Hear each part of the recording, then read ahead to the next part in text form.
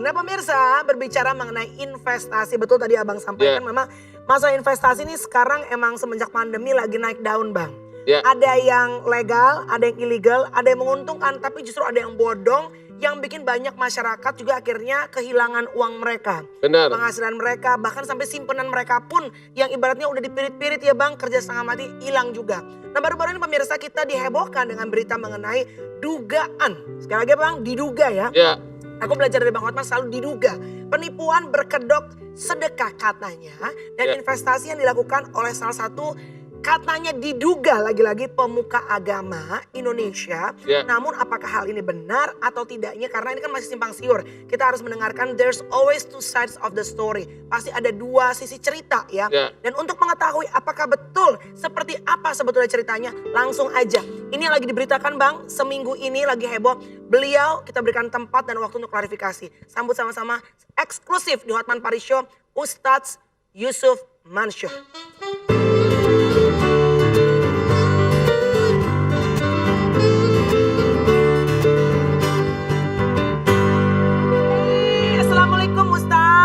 Biasanya kita ketemu silaturahmi yang indah-indah ya enggak.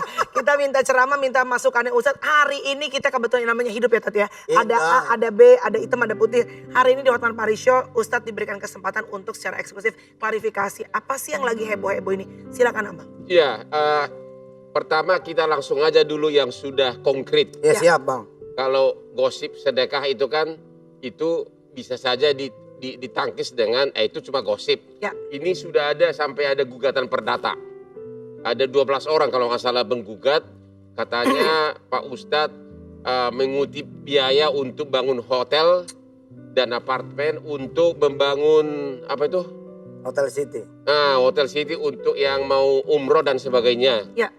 Cuma saya tadi dibacakan oleh panitia, kok 12 orang kok cuma mau bangun hotel, kok cuma gugatan material kok cuma 170 juta berapa, sampai gugatan material kok cuma 200 juta 20, gitu loh. 20 malah.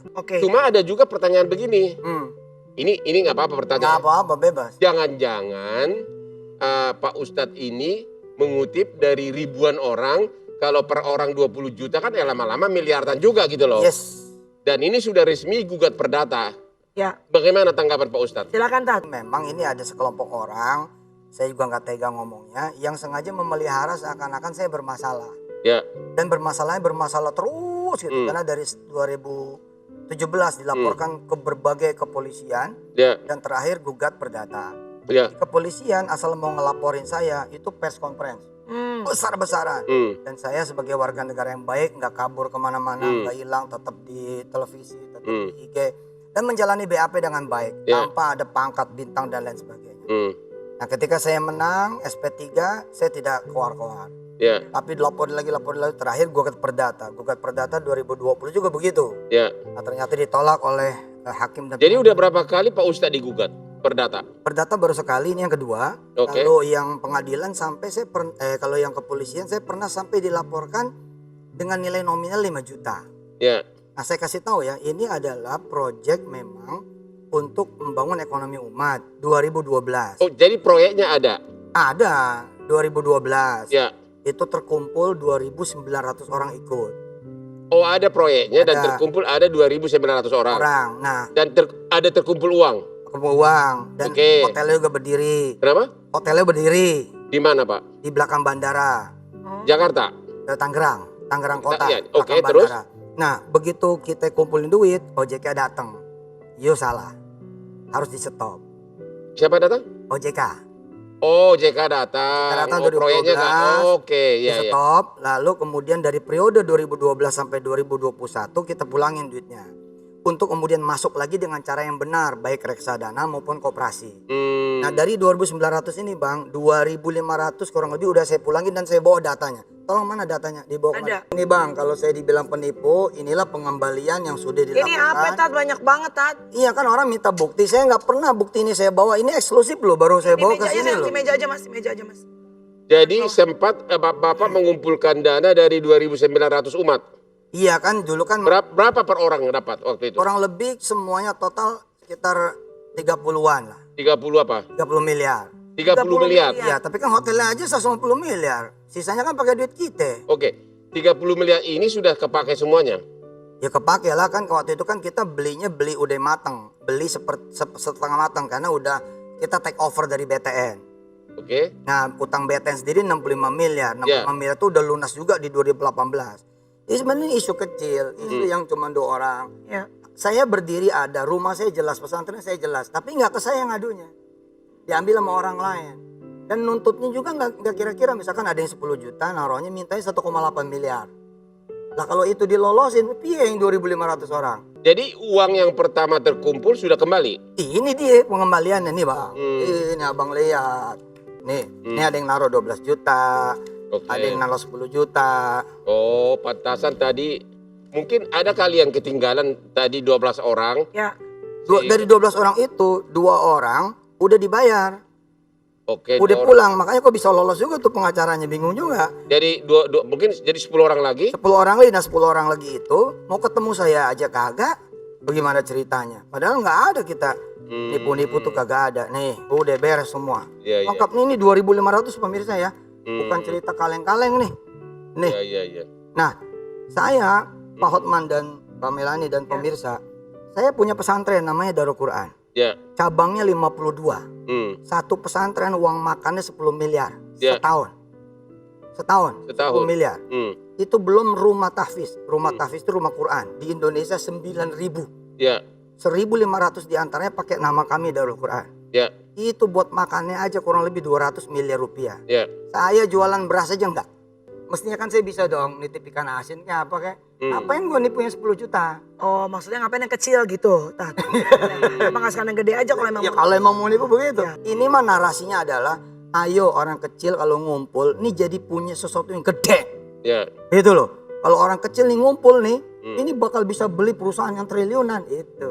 Nah dulu saya masih muda, nggak tahu ilmu tentang keuangan, saham dan lain-lain, belum konsultasi ke Kopi Joni juga. Kita main embat aja di Twitter. Ayolah kita jajal deh daripada ngomong-ngomong doang, patungan aja lah. Gitu. Jadiin. Nah ternyata belum sempat selesai. OJK kemudian ngasih tahu cara Anda salah. Karena kalau ngumpulin duit 300 orang, Anda kena pasal. Nah, sedangkan yang saya kumpulin 2.900. Dan saya nurut off, website di take down. Kemudian kita urus peralihan itu bang. Sampai sekarang keluarlah aset manajemen syariah. Nah tapi sebelum ini nanti akan dijawab pada saat setelah break ya. Tapi dengan begini kan sebetulnya ini kan yang terusak, yang tercemar kan nama baik. Sedangkan membangun nama baik itu kan bukan setahun 2 tahun, benar ya Tat ya? Nah saya mau positif aja dengan cara begini, kita harus tancap gas. Artinya Tat? Oh, saya emang nggak mau mundur malah dengan begini. Maju terus? Ya kita tancap gas aja, kita mau beli Real Madrid sekalian. Iya. Oke, baik. Nanti kita masih akan ngobrol. Masih ada pertanyaan-pertanyaan yang seputar Ustadz juga yang mungkin bisa harus diklarifikasi ya, supaya kita bisa mendengar dari dua belah pihak juga. Ya, jangan kemana-mana pemirsa, saat lagi kami akan kembali tetap di Hotman Paris Show.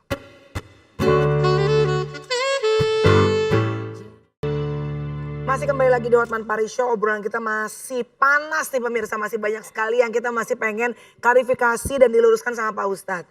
Kasusnya sampai saat ini, tadi kan sempat bilang bahwa 2014 udah mulai dan sekarang bergejolak lagi, naik lagi ke permukaan gitu, viral lagi. Sampai mana sebetulnya kalau proses hukumnya Tat?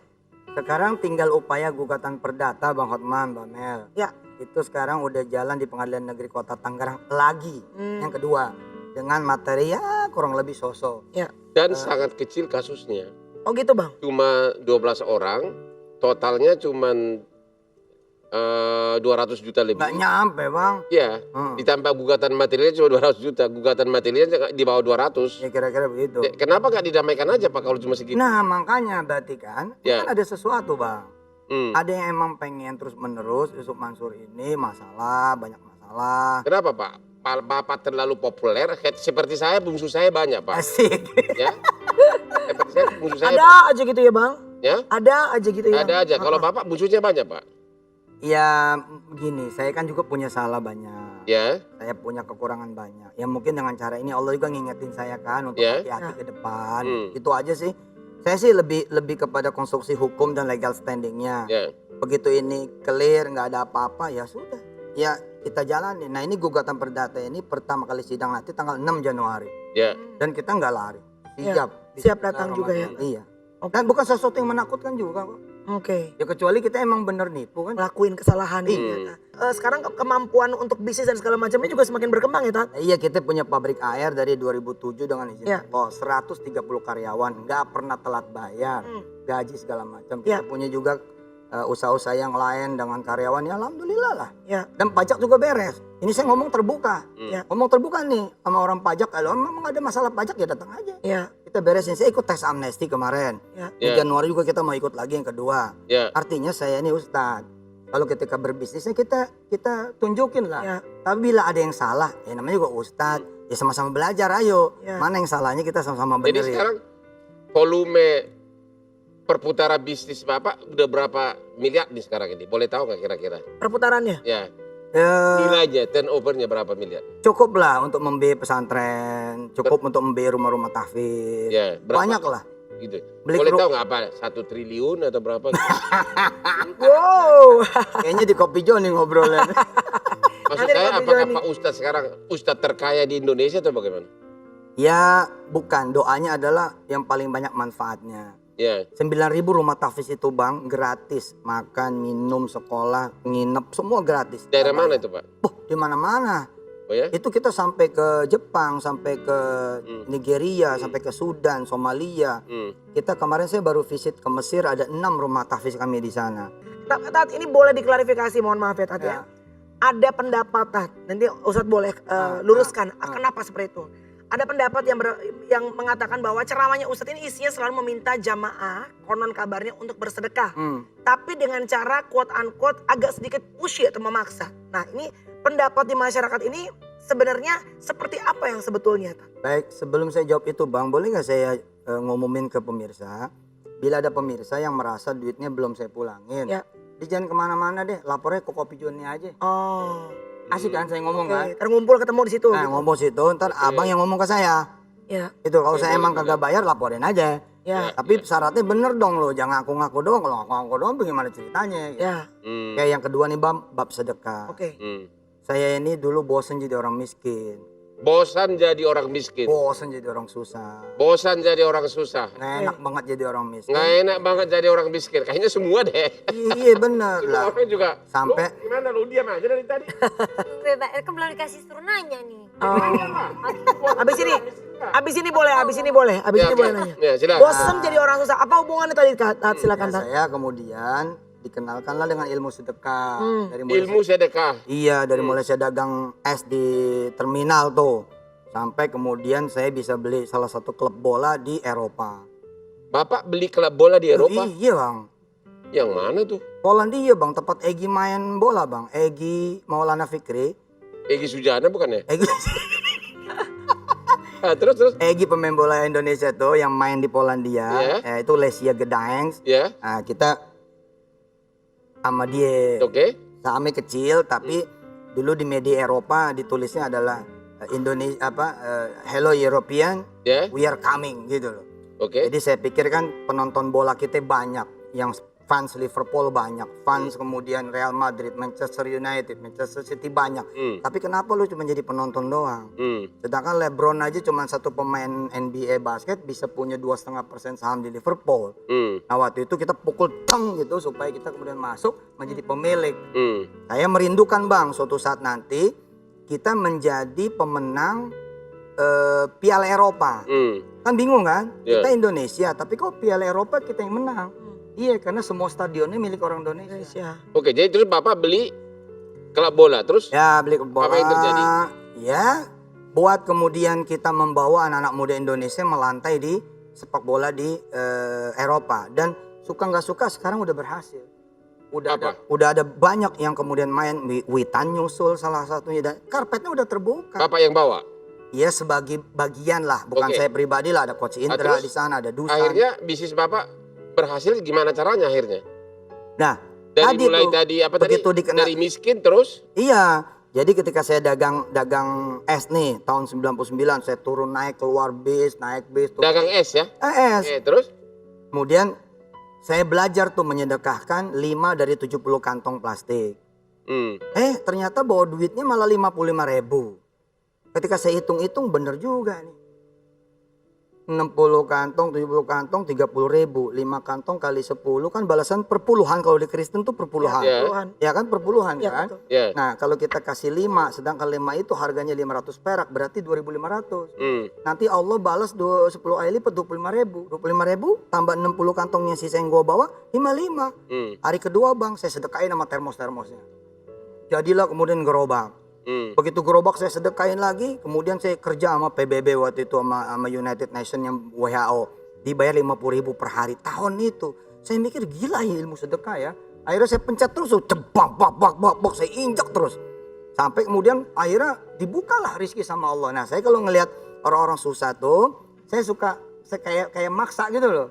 Kayak lampu merah itu kan kalau nggak dipaksa berhenti lu celaka. Gue lagi seneng jalan kok nggak bisa, ini lampu merah, lu harus berhenti. Lagi enak-enak menikmati pemandangan, lampu hijau, lu harus jalan. Ini pemaksaan nih, saya lagi enak nih lampu merah, nggak bisa, lampunya udah hijau. Nah kita kan juga gurunya bukan guru renang. Kalau saya guru renang, ya gue paksa renang lah, ya kan?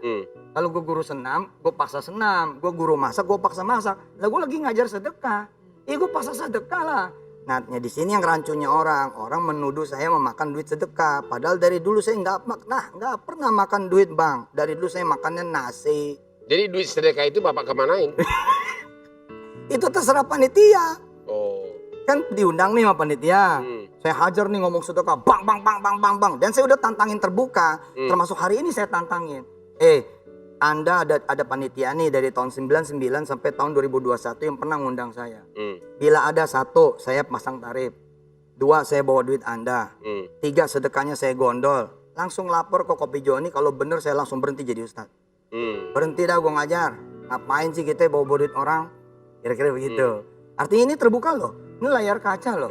Jadi Ustadz sekaligus juga membenarkan bahwa memang Ustadz dalam berbagi syariah ya, berbagi khotbahnya memang sering quote unquote memaksa karena Ustadz merasakan dulu dari susah berkat bersedekah jadi terangkat gitu segala sesuatu. Jadi kan maksanya bukan nyopotin loh bang, maksanya jadi kan kekayaan bapak itu akhirnya sumbernya dari apa? Dari bisnisnya itu dari mana? Iya bisnis asli, kita ada bisnis food, ada beverage, ada hotel, ada travel. Sumbernya dari mana dulu duitnya?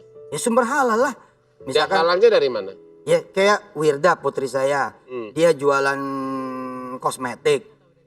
Anak sekecil aja transaksinya udah lumayan, nah saya dari situ ada.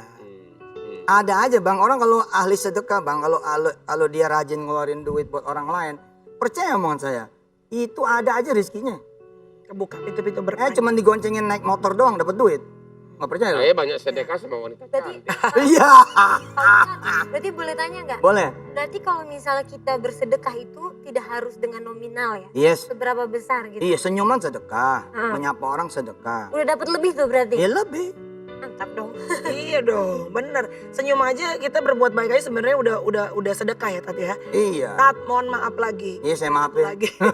Gue agak enak nih mau Ustadz. Sekali biasa kita itu ketemu dalam kondisi suasana yang nikmat gitu ya. Ini nikmat ini. Ini nikmat yang berbeda yang Tuhan saya kasih bisa ya. dekat sama abang kita. Iya, Ustadz juga mungkin bisa klarifikasi ya. Yeah. Ada artikel yang bilang kalau Ustadz dulunya saat muda ya, ini pernah keluar masuk penjara. Apakah berita ini benar atau salah? Bukan cuma benar, udah saya tulis. Jadi buku pertama yang saya tulis itu di dalam penjara. Berarti betul ya Tat ya? Ya tapi kita emang orang zaman dulu. Kita orang zaman dulu. Kita di penjara tuh karena pasang badan belain orang. Saya mau orang berantem. Kita orang Betawi sih. Kalau udah cerita ada masalah, udah gue yang maju. Gitu. Saya emang gak pernah merasa merendah. Gak pernah merasa hina. Karena pernah masuk penjara. Iya, malah di penjara itulah saya belajar nulis. Kemudian saya ngapal Quran juga di penjara. Ya.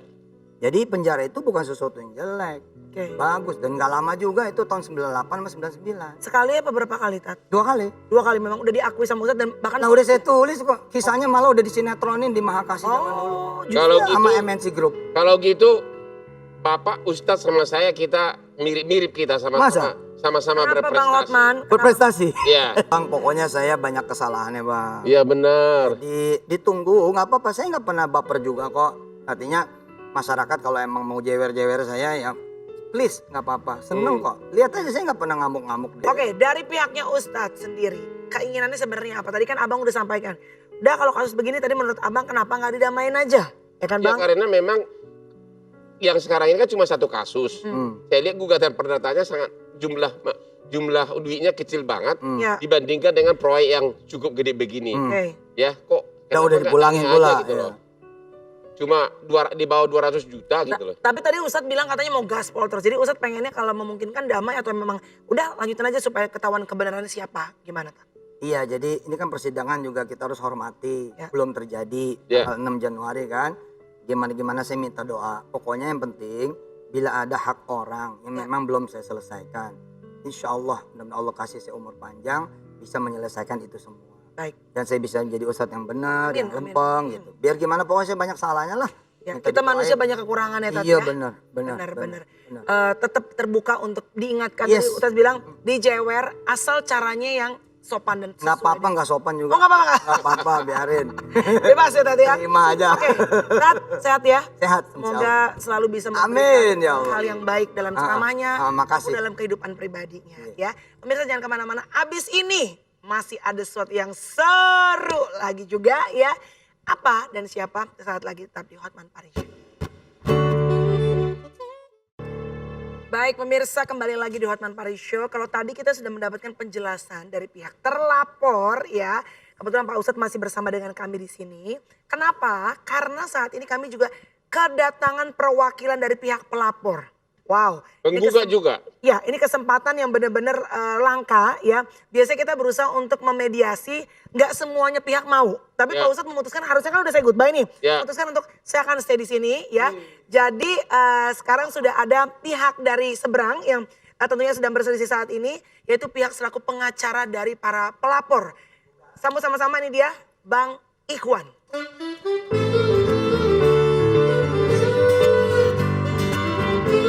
Ya. Langsung aja Bang Hotman, silahkan. Pak Ikhwan, lu itu berani-berani gugat Pak Ustadz. Iya. Nyalimu di mana sih? Kenapa lu gugat beliau? lihat beliau coba. Gitu. Iya. Gitu dong. Coba. Ya. Emang dasar gugatannya apa? Dasar gugatan berdasarkan bukti maupun keterangan yang kami terima dari klien kami. Ya. Memang kebetulan klien kami ini dari berbagai daerah. Ya. Memang selama ini untuk kontak Ustadz tuh sangat sulit sekali. Ya. Jadi lost kontak. Ya. Dari semenjak 2013. Intinya apa? Anda mewakili kerugian apa? Kerugian yang kita pertamanya kan kita bedah dulu nih Bang. Ya kita langsung to the point aja. Apa? Kerugian klienmu apa? Kerugian material maupun imaterial. Materialnya dulu. Materialnya tuh bermacam-macam karena ada 12 atau 13. Ya coba poinnya aja, kan di gugatan itu saya lihat ada uang keluar. Ada. Apa? Uang apa? Uang ikut program patungan usaha. Yang usaha yang mana? Yang bangun Hotel. Hotel. Ya, hotel. Setor berapa? Setor ada yang 10 juta, ada yang 12 juta, ada yang 12 juta dia ngambil 4 sertifikat. Oke, terus katanya sebagian besar sudah dikembalikan. Ini dia bukti-buktinya. Tadi Pak Ustadz tadi mengatakan sudah pada dikembalikan. Apa klienmu belum dikembali uangnya? Dari sebagian besar belum. Dari sebagian besar yang kita ajukan belum. Dan besar yang besar, di sini Bang. Kalau yang total mah ini buktinya. Ustadz sendiri kan bilang, jadi ada yang 5% yang belum istilahnya dikembalikan. Kalau yang kita wakilkan kita itu belum semua. Belum semua? Ya. Belum semua tuh berapa? Kelupaan atau berapa? Ada 12, 13, bahkan ada 16 gitu. Cuma yang kita masukkan kemarin tuh baru 12. 12. Ada yang 13 yang memang tidak memberikan. Oke lah ya, kita bicara yang sudah gugat 12. Iya. Dari 12 2 udah dibayar itu. Nah, dari segi jumlah saya lihat nggak seberapa, cuman total gugatan material cuma 170 juta, berapa? 100. Ya, betul. 170 juta. Dari segi substansi untuk ibu kota itu nggak seberapa, apa itu nggak bisa didamaikan? Ini kan dari daerah, Bang. Dari daerah? Iya, dari daerah-daerah karena duit segitu kan istilahnya menurut mereka itu ya berharga gitu loh. Oke. Sebelumnya kita juga udah. Oke. Jadi itu memang uang yang dikeluarkan oleh klienmu untuk pembangunan hotel dan apartemen untuk umroh. Ya. Oke. Tadi Pak Ustadz bilang dari 12 ini 2 sudah dibayar. Iya Pak Ustadz ya? Iya sudah. Berarti Pak Ustadz mengakui 10 belum dibayar? Iya 10. Oke. 10 belum dibayar? Iya. Oke. Kalau berarti sudah hampir titik temu nih. Iya. Kalau misalnya 10 ini dikembalikan bagaimana? Ya enggak apa-apa. Kita kan pinginnya ada pengembalian gitu loh. Emang selama ini tidak ada komunikasi untuk mengembalikan ini? Belum, memang lost kontak. Kemarin saya sudah Nah kalau lost kontak ini somasi. Saya benar-benar bilang ke pemirsa, gak mungkin saya lost kontak. Oke, sekarang agar berhasil, kita harus mulai dengan sesama Kelegoan. Kelegoan dulu. Salaman dulu pertama dulu. Salaman. Iya. Didamaikan Gus Lora. Lora yang mendamaikan. Jadi nggak apa-apa. Ini kan jumlahnya sedikit. Cuma 100. Cuma 100 berapa? 170 sekian plus janji yang dijanjikan oleh Ustadz itu bagi hasil. Ya ini kan proyeknya nggak jadi. Ya ini kan kita pingin penjelasannya, makanya kita waktu itu kita ajukan. Penjelasan itu selalu berulang-ulang Bang. Jadi yang dikasusin berulang-ulang, penjelasan berulang-ulang. Makanya saya bilang, ya kalau emang udah nggak mau diselesaikan di rumah saya, ya monggo ke kepolisian, jadi pengadilan. Sekarang katanya OJK justru kan mencabut izinnya Pak ya? Iya, waktu dulu 2012 menyetop. Ya menyetop proyeknya. Tapi kemudian memberikan izin resmi. Izin resmi. Ya keluarlah aset manajemen syariah. Oke, dan terlepas dari situ. Intinya saya mau pulangin. Ini mau pulangin.